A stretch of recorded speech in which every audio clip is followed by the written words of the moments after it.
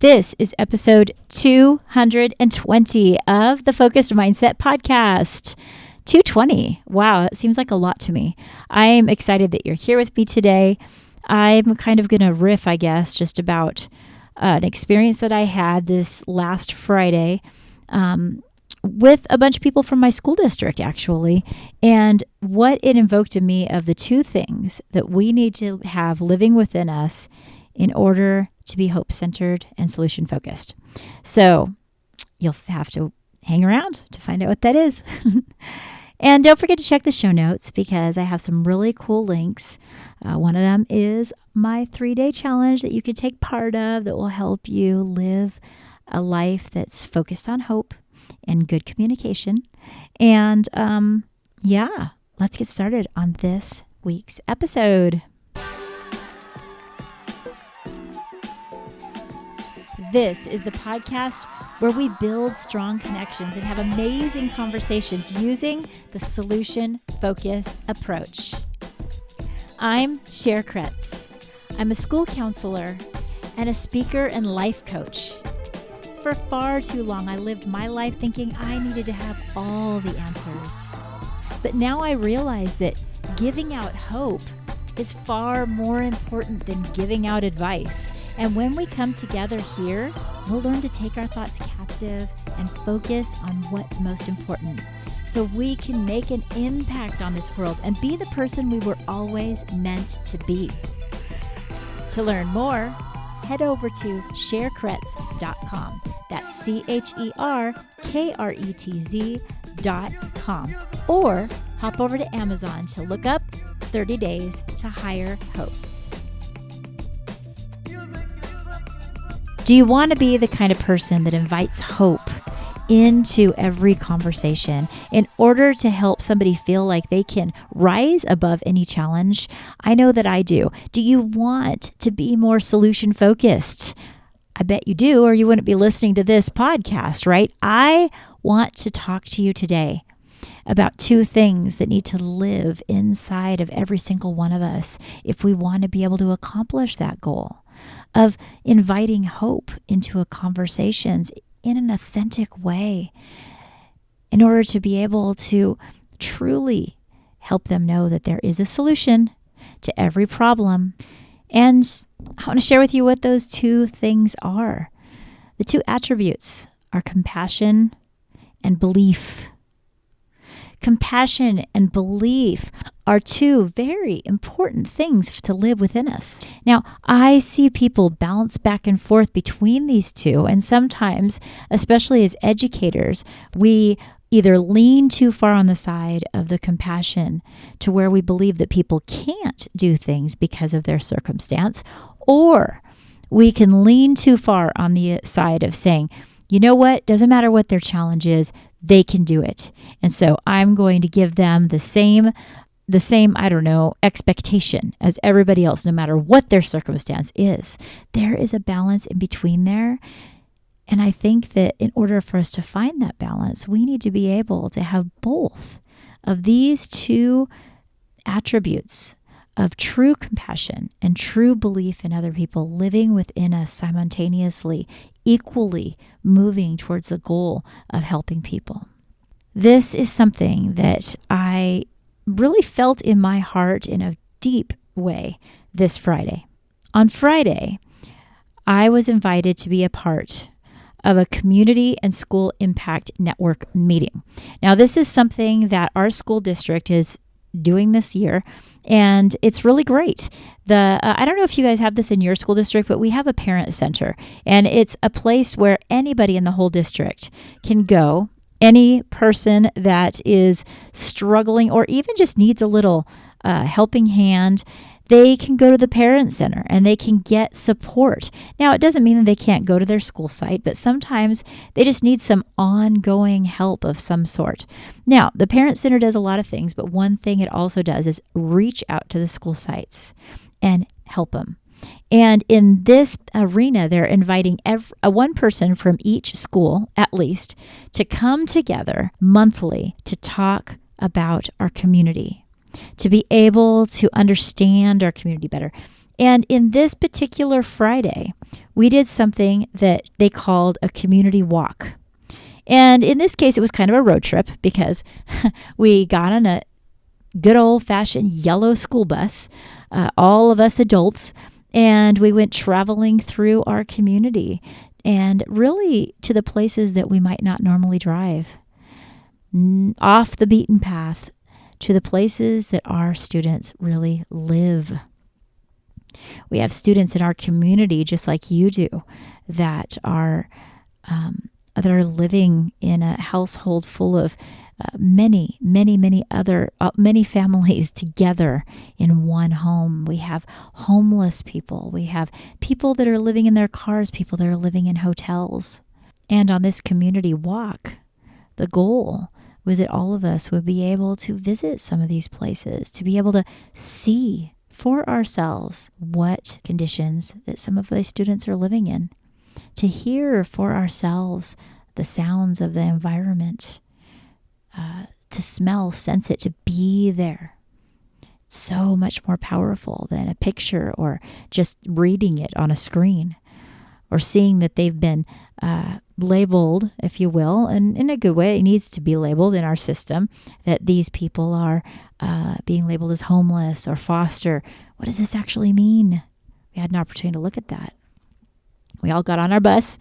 We drove over to a hotel, one of our stops. And this is a hotel that many of our students have lived in. And we walked through the hotel room.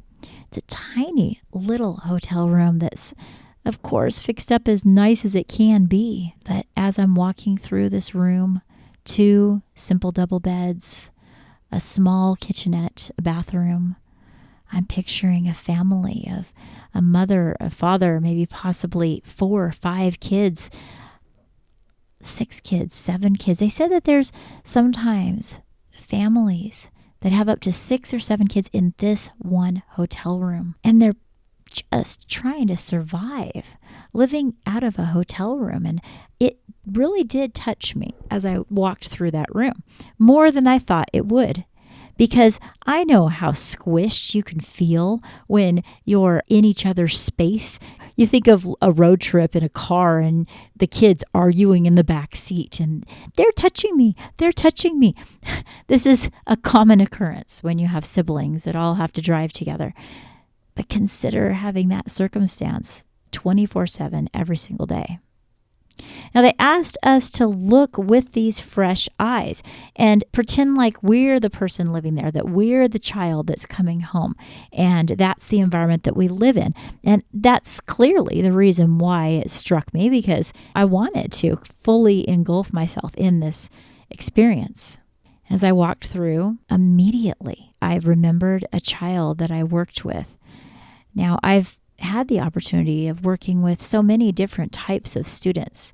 But there's a story of one child, and I shared a little bit of it on my TikTok. I think, it's been a year or so ago now. I shared a little tidbit of the story of a student that I met. He came to my attention because his mother had said, he is struggling at home, and he's just always talking back and always angry and always getting in trouble. And then I was informed that his home is a small hotel room, like that one that I just had walked through. He lived with his mom, his father, and 4 other siblings, a high schooler, him, a 4th grader, and 2 younger kids. He slept on the ground, and they were cramped in this small little place. The mother took on a job of cleaning the hotel, so that's how they were able to live there. But they were stuck. It was a difficult situation because just to make ends meet was challenging for them. And so I met with this child for the purpose of figuring out, how we can serve him and help him as an individual. And I had to get my mind into a place of compassion, but also believing that he could rise above any challenge. Now, there's some things that he could not do. Sleep comfortably, have a moment of peace maybe to do his homework.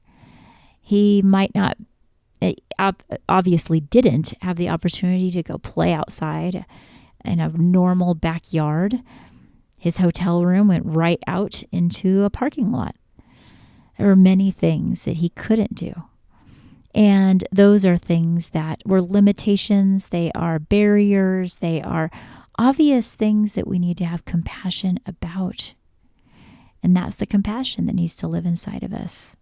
We need to truly understand where a person is in that moment.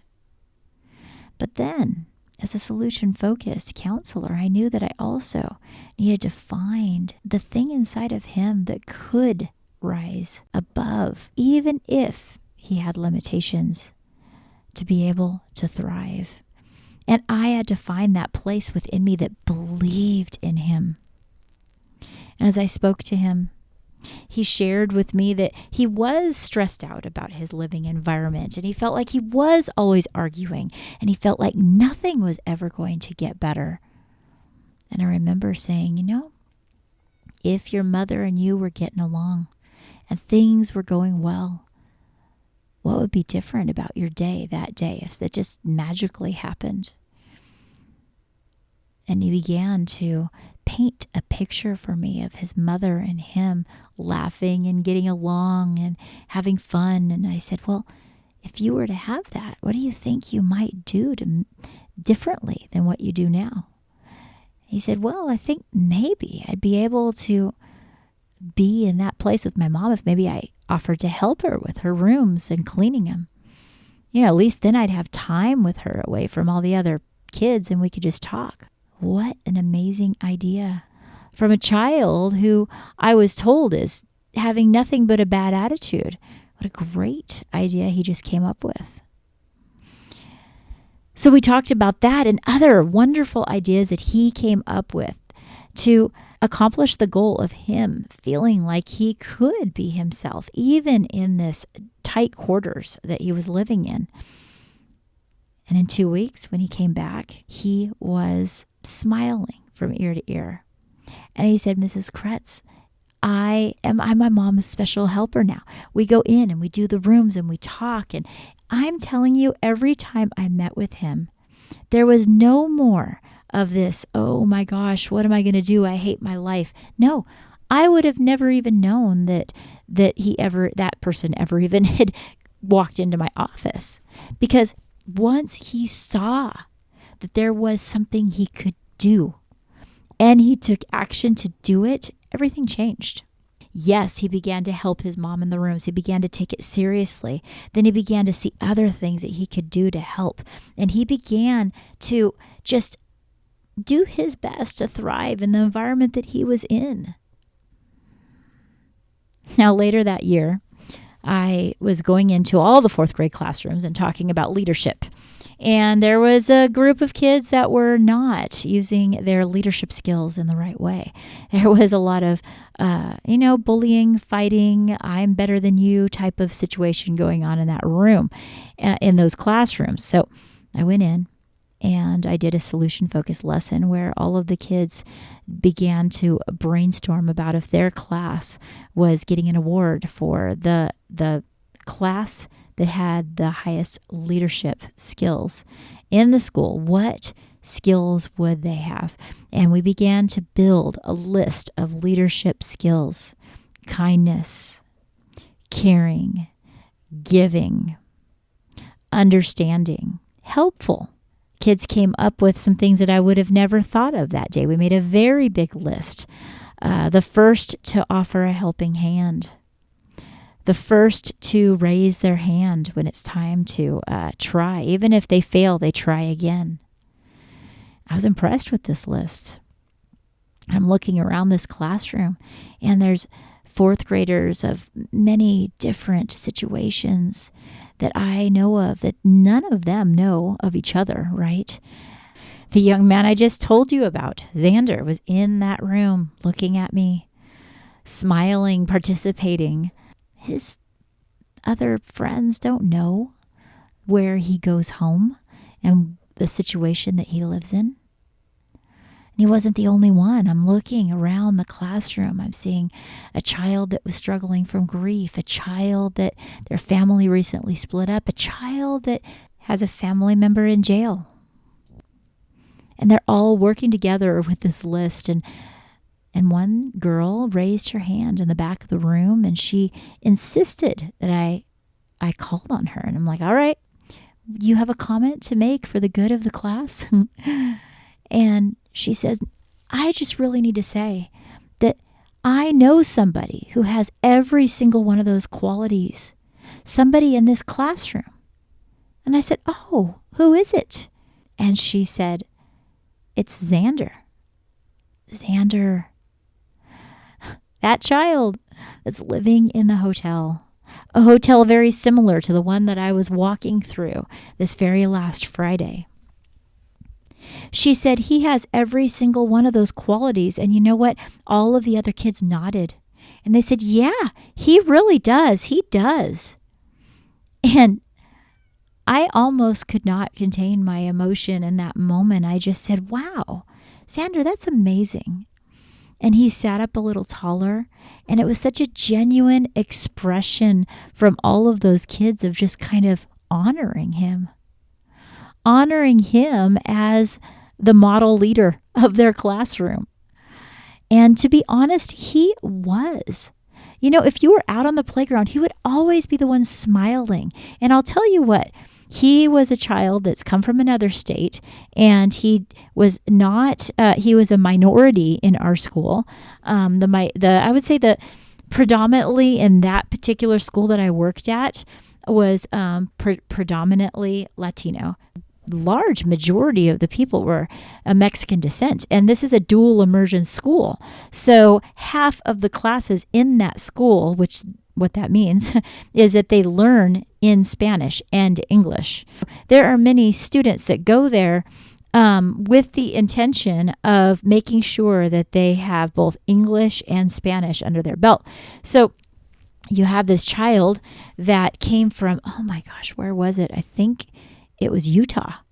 And with his freckles and reddish hair, he kind of stood out, I have to say. And he's trying to fit in. And like I told you, when he first came to me, even his own mother was saying, what am I going to do with him? I'll tell you what, there's a lot more to this story. Obviously, as a counselor, we know about that. But I will tell you that when he was honored as a leader, it didn't matter where he lived. It didn't matter his circumstances. What mattered is that he had the ability in his heart. He needed people to believe in him, and he could rise above and be a leader in spite of his situation. Yes, there were things he couldn't do. He needed, for instance, his teacher to have compassion on the fact that maybe his homework wasn't going to be able to get done exactly the way that it should, or maybe he couldn't get the same peace that he needed to get a good night's rest. He was sleeping on the ground. She needed to have compassion, but also belief in his ability. We've all been around that teacher that says, you know what, I don't care what circumstance they're in.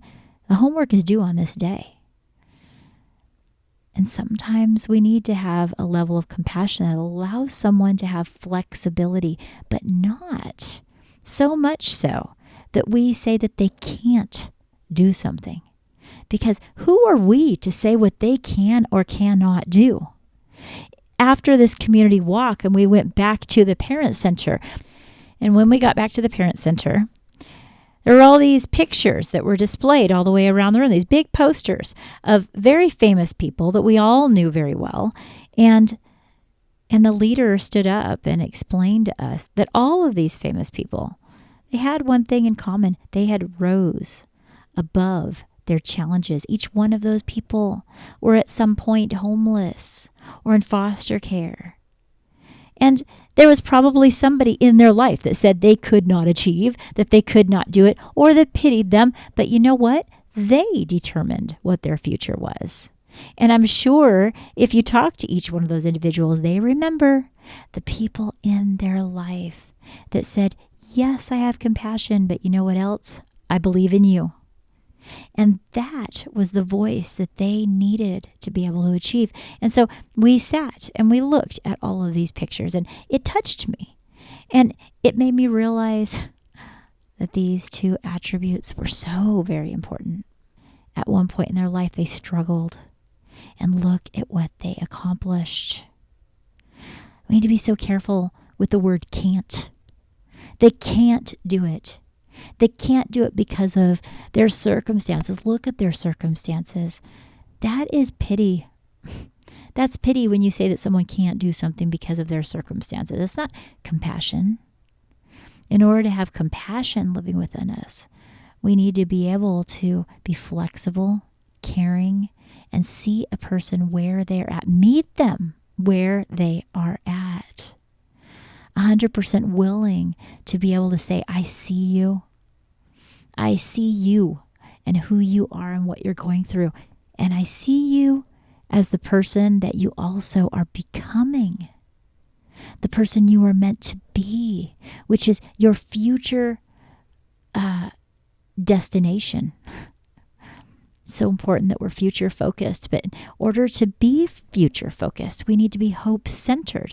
These two things go hand in hand, kind of like compassion and belief, because hope centered living means that we say that we know that having hope is so essential. It's essential to our life. It's essential to our being able to thrive. I'll tell you the truth is that when Xander was sitting there in front of me and I asked him solution-focused questions and gave him the time that he needed to come up with answers that rang true for him, I didn't say, you know what, I don't blame you for being so angry. And in my mind, I might have thought, I don't know what he can do. He knew what he could do. He knew that there was some time that he could spend with his mom special if he helped her clean the hotel rooms. And once he chose to do that, he began to just open other doors of possibility. Because when hope is invited into a conversation, what happens is a person says, I can see new pathways towards a brighter future that I didn't see before. I was blinded. Why? Because of my limitations. Maybe I was having pity on myself. Maybe I was having a pity party so much. It happens. We have pity parties and we just completely destroy our ability to see the hopeful future that is in front of us. It affects our here and now and our ability to be hope-centered people. When we're hope-centered, we're compassionate, we're caring, but we also have a higher level of belief in the person that we're becoming. Man, that's so important for us to do with the people that we lead. It's so important for us to do with every human being because everybody has a story and everybody has a struggle that they're facing.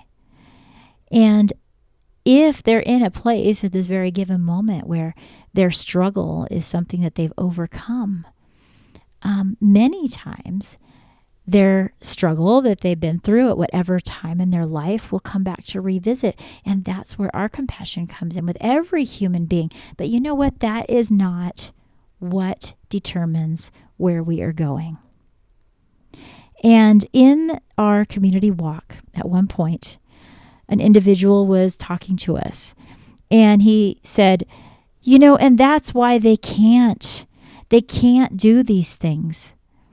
And it really rubbed me wrong because I thought in the example of someone living in a hotel, no, they can't walk outside their front door and play ball in a yard, but they have everything within them to achieve. And we need to believe that they can. They can. It's not going to look the same way as somebody else, but hope exists. Hope exists for somebody that's in a, no matter what situation they're in. There's a whole study done on the level of hope that could exist in even lifetime incarceration. And people would say, how can you instill hope in their life? They have no chance of even getting out of that incarceration. The truth is that within the boundaries that exist, people were able to find hope when given the opportunity of having people believe in them and giving them resources within the environment that they're in.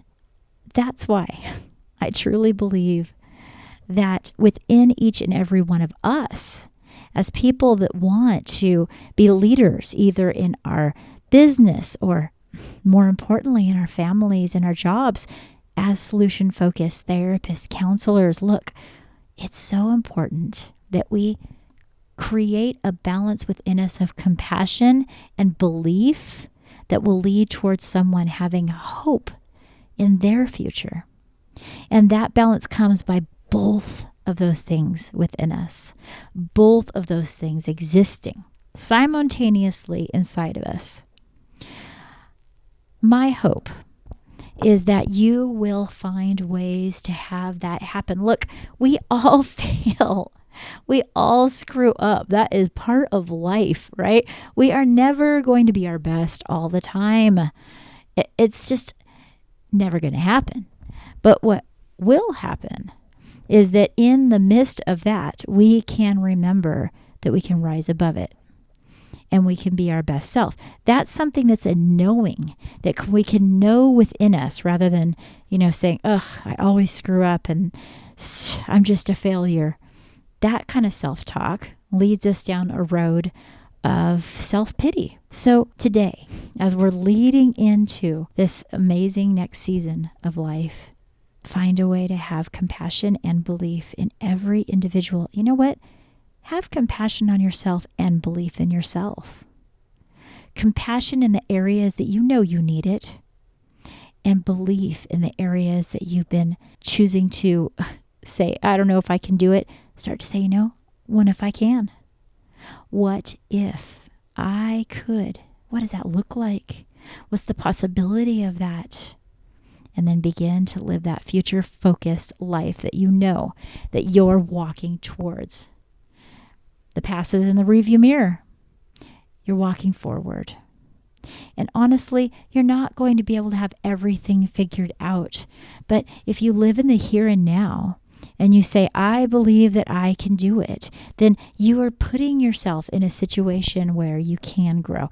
It's just all this self-sabotage that we do sometimes is just because of the external pressures that are all around us in our society. We should be doing this. We should be doing that.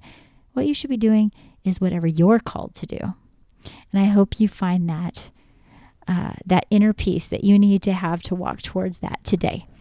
Thank you for joining me today. Don't forget to check the show notes, like I already and always say, because you can get involved in my 3-day communication challenge. It just basically walks through the TEDx talk that I did. And it's really exciting because the anniversary of when I did my TEDx talk recently passed, and it was a really surreal thought to think that I was on that stage a year ago. But it didn't go online on TED on the YouTube channel until December. So I'm going to do some special outreaches for that to kind of celebrate that year, that milestone in my personal life. And if you haven't, please listen to it. It's called How to Lead with Hope, Solution-Focused Conversation Navigation. It's on YouTube.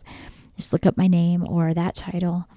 And again, I appreciate you. I'm glad that you listened to this podcast today. And until next time, live solution-focused. Thank you so much for joining me. But wait, before you go, don't forget to check the show notes.